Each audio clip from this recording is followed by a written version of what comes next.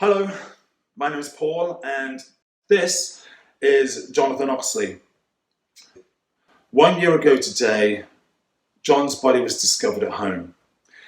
He decided to take his own life and commit suicide by hanging.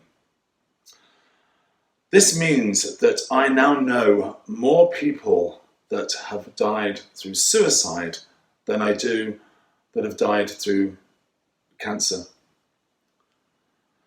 So with John's mum and dad's kind permission, I want to finally put a face to suicide and mental health. And I want to recognise John, first of all, but also I want to reach out to people who may be struggling right now and let them know that actually there is help available. John, this is for you. The last 12 months haven't been easy. It's almost like it's never really happened to us, really. But sadly it did, and it's just so hard to understand why he did it. But Jonathan was just my best friend. So it's not only my son I've lost.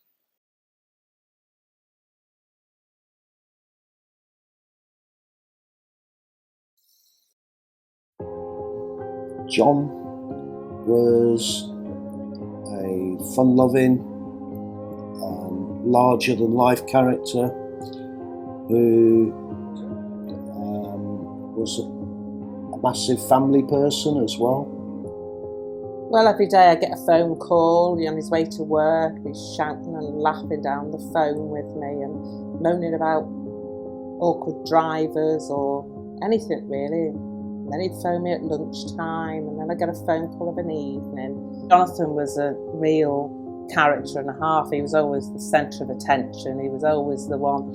I never forget when I had to go to school to see one of his school teachers, and he was the class clown, you know. And it was so embarrassing sometimes, but funny in some ways because he just loved to make people laugh.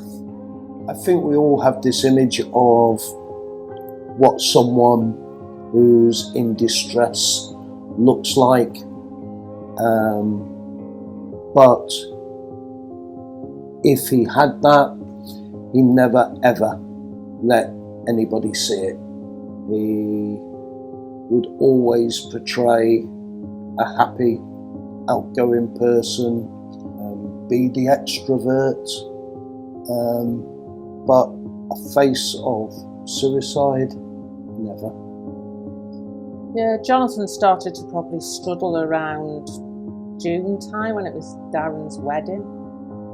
But when he came home, he wasn't himself, he was a little bit quiet. And we kind of thought, well, what's going on? He was very quiet, and I'd phone him up then and he wouldn't be his usual self. He'd get, didn't want to really speak to me, really. So it was difficult. So we went back to text messaging then, because text messaging was easier for him than talking. Stop. Think about why. Think about the people who really do love you. Your pain does not die with you, it transfers to your friends, your family, and your work colleagues. It doesn't disappear, it gets worse.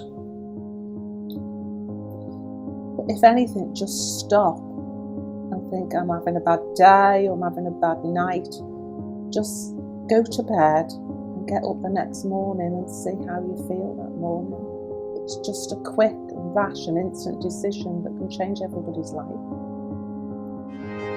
Just talk to someone. There's got to be someone in your life or within your social circuit who you can speak to, who you can confide in, who can give you that support through those dark times. It's not something that you need to do alone. Seek out and speak. If you don't share your problems, they just accumulate and get worse. Talk to people. That's what they're there for. Don't realise quite how much people want to help until you ask or you confide.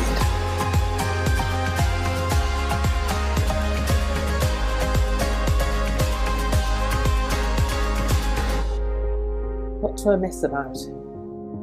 He was my little boy that grew up into somebody I was really proud of.